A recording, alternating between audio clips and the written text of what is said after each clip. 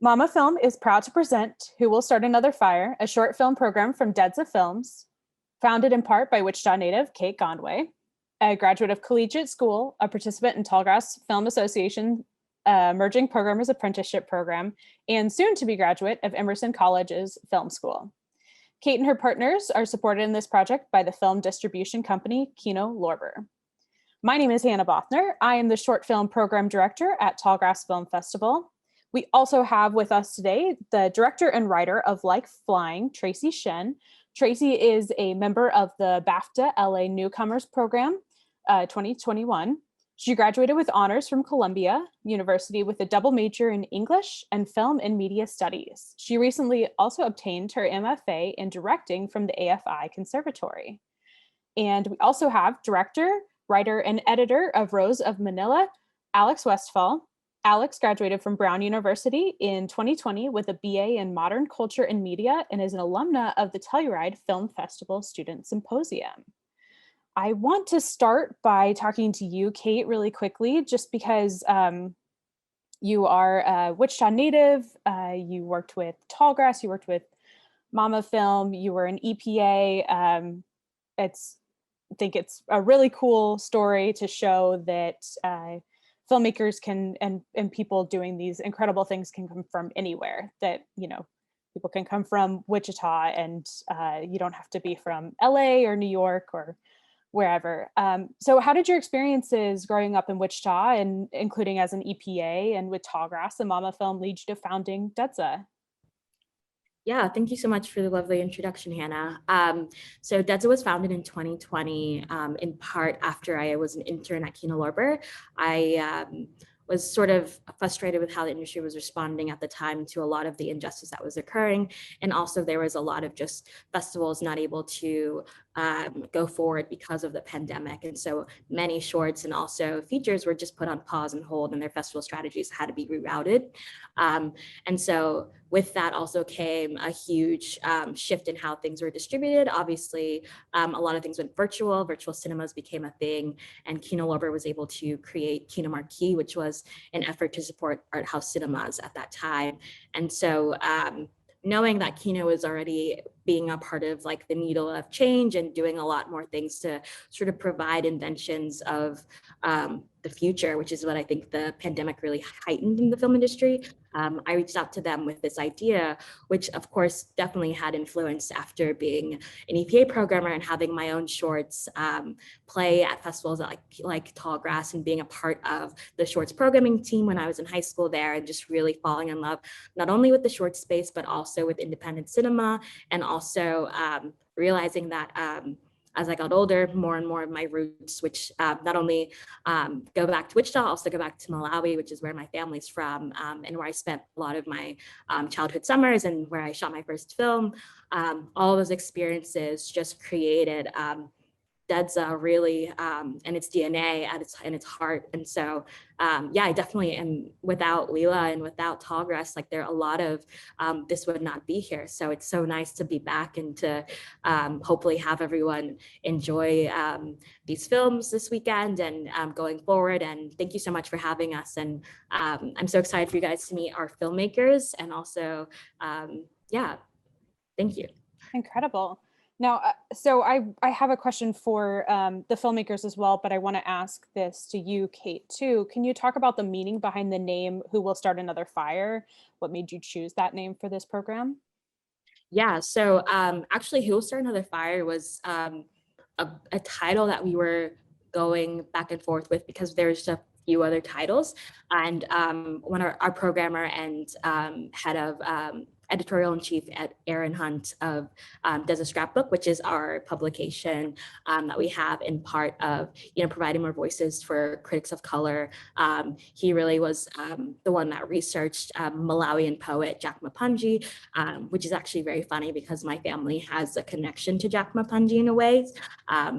And so just having that title, I think really brings, again, Malawi to the front of it. And I think it also bleeds into like the idea that who will start another fire, because it is a question of, you know, who will be the next to take on change and who will be the next to implement that change. And I think Dedza is really reflects that, not only in our filmmakers, but also in the stories that the filmmakers are telling. And there's a lot of freedom within the stories. I feel like the filmmakers, and many, I think what the short space provides is a lot more freedom for filmmakers to explore themselves. And so I do believe that, you know, all of our filmmakers in many ways answered that question. And that's why we, you know, took out that question mark, because the films are answering that for you. Incredible. Well, that leads me to my question for Tracy and Alex. We can start with Tracy. What does it mean to you to be a part of this program and to be a part of what does that title mean to you? Who will start another fire? What does it mean to be for you to be a part of this program? Well, I'm really honored, and it's very flattering when I read the description.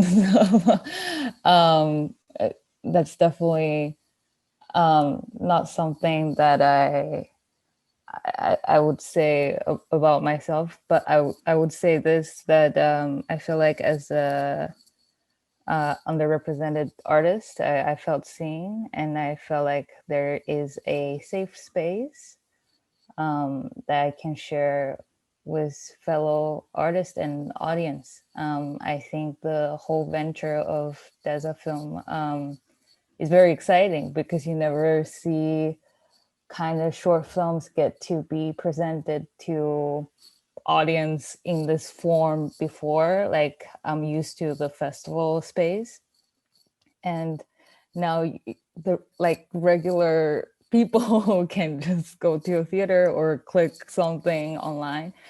I find that very exciting. Yeah, I'm very honored and grateful to be part of the first selection. Yeah. Incredible. And same question to you, Alex. Yeah, first of all, thanks for having us. This is so cool to be part of this, to be part of mamafilm.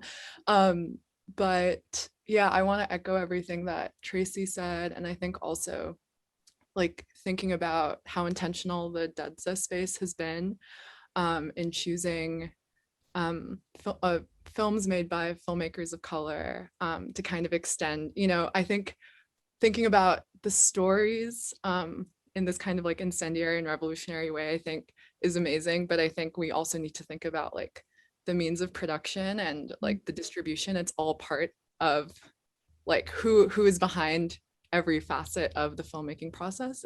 It's a very like all-inclusive yeah, just like situation. And so I think just this distribution initiative is super, super exciting, and continuing on or continuing, I guess, like what I tried to do with my film, which was, you know, have a crew that was 100% people of color, to have a story that centered people of color. And yeah, so I'm just very, very honored and grateful to be part of this. It's awesome. So we'll go right to you, Alex, talking about straight from talking about your film. What was your inspiration for making this film? Yeah, absolutely.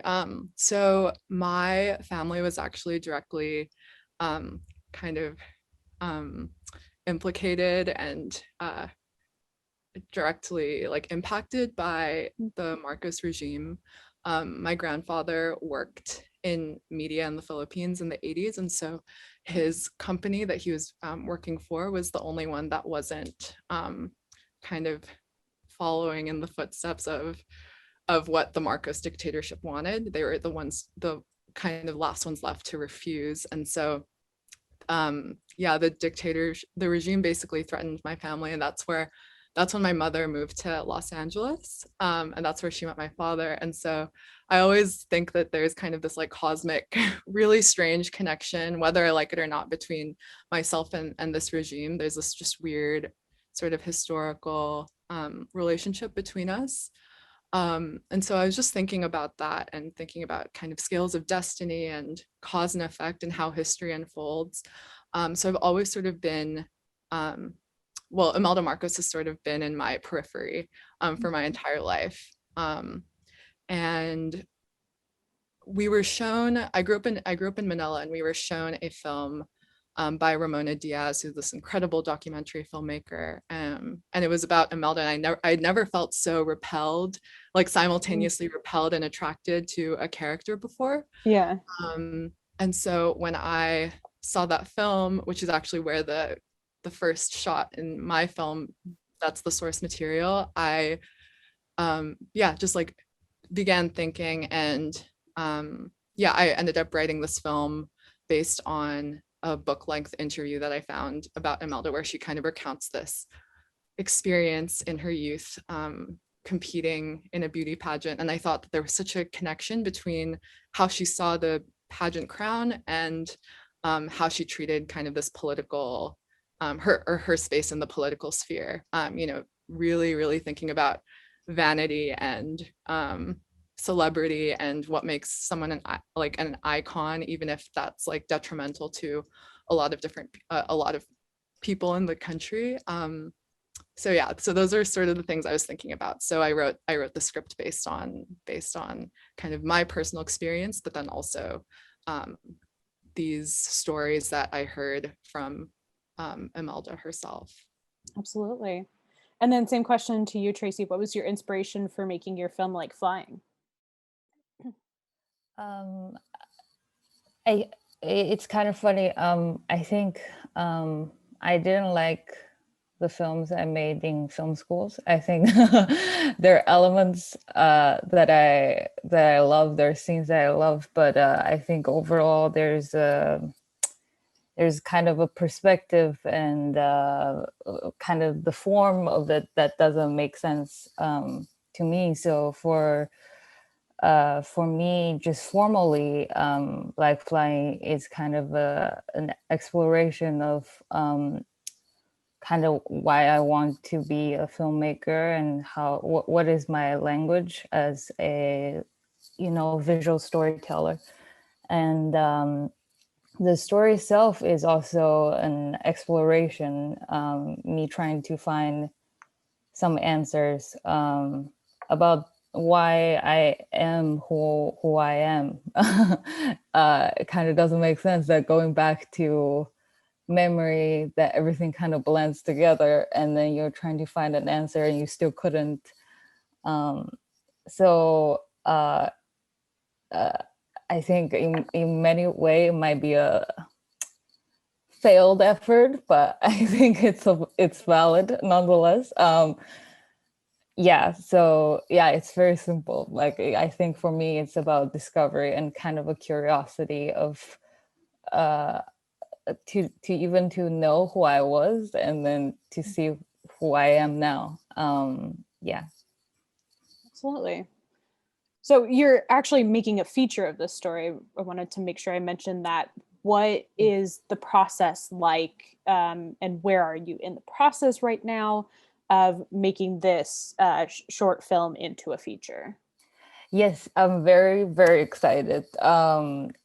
Just because of who I am, I couldn't do like in terms of like a proof of concept that the feature is a direct extension of the short.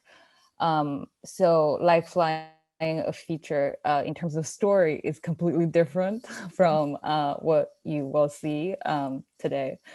But thematically, there's something that I discovered in the short that I want to keep pushing in terms of memory, and then to see memory actually as an active function of redemption, of trying to remember somebody that you forgot. And the thing is, I kept the title because I just loved it. I just love it so much, because the simile just means that it's an almost, and almost is always has this distance, has this kind of longing towards what it really is, but never be. So I think it's kind of apt that I try again to kind of get to the truth of things.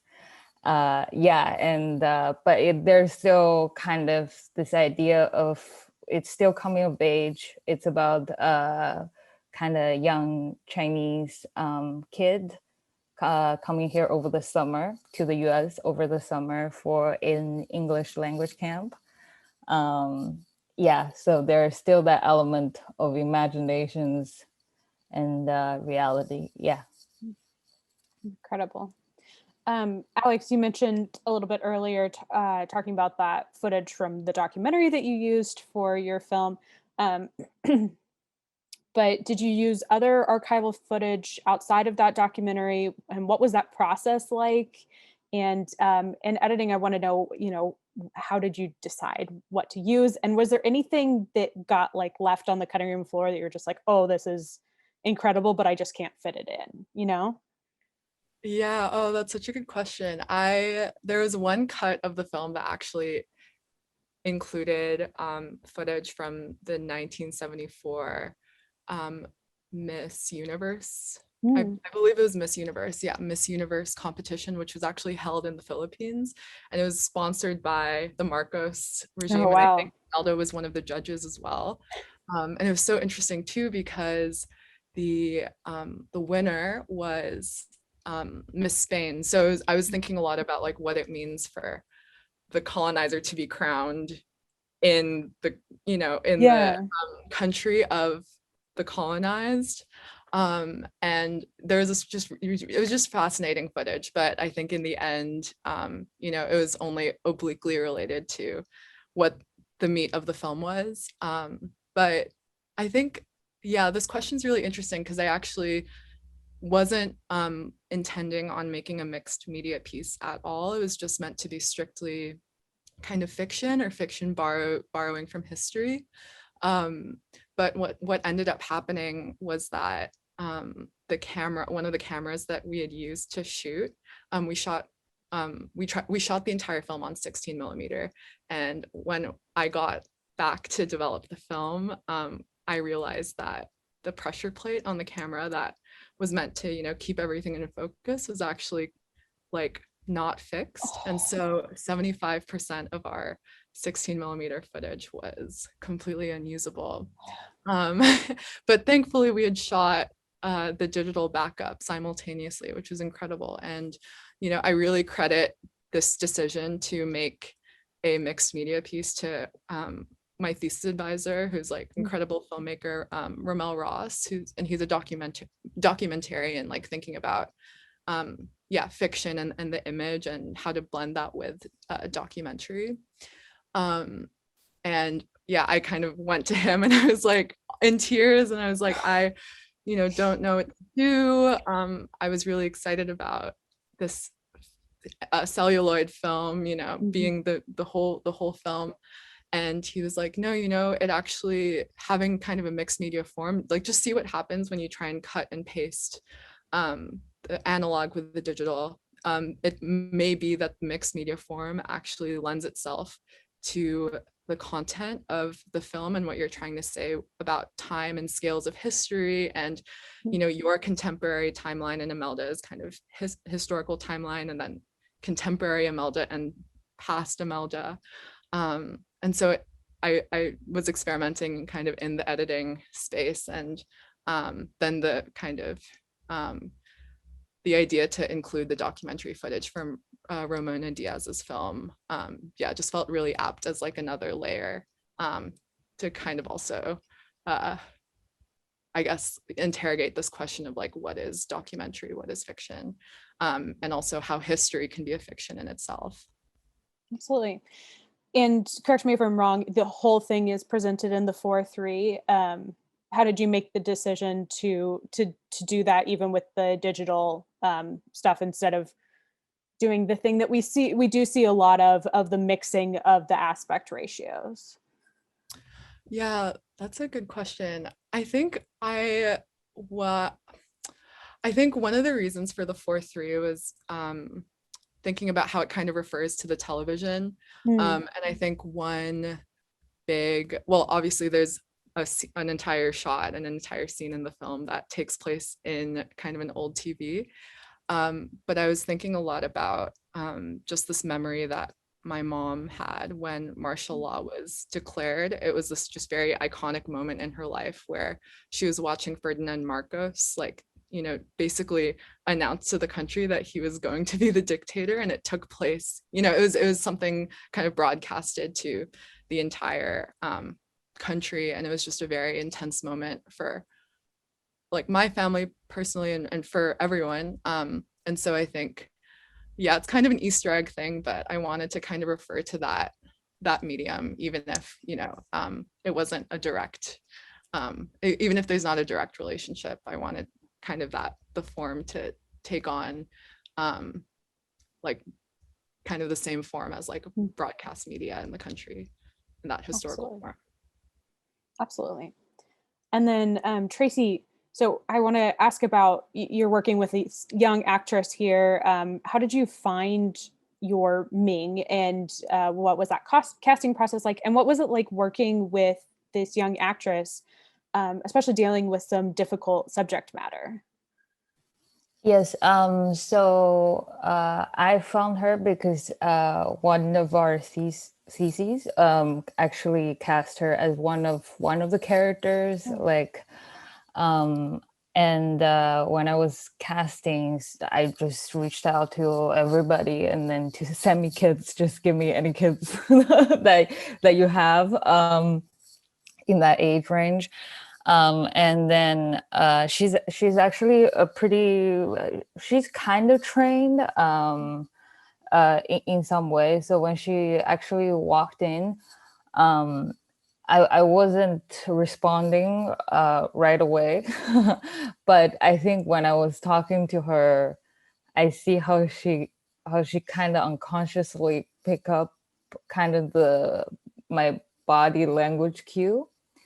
And I think that's when I start to become more interested, like, in her, and I just do kind of experiment and see how she will respond.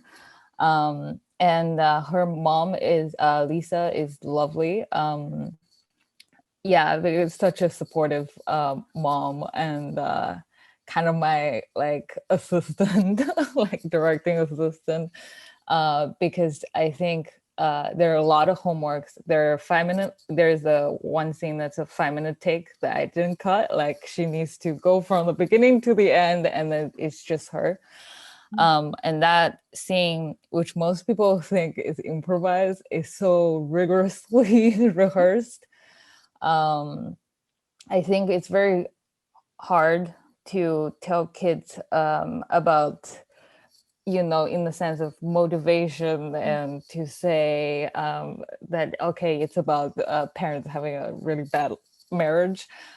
She's a very happy kid. I think wouldn't be useful. I think it's just about kind of in each scene to find like an objective reality for her, like something that she could understand and do. I think that's more important in that sense.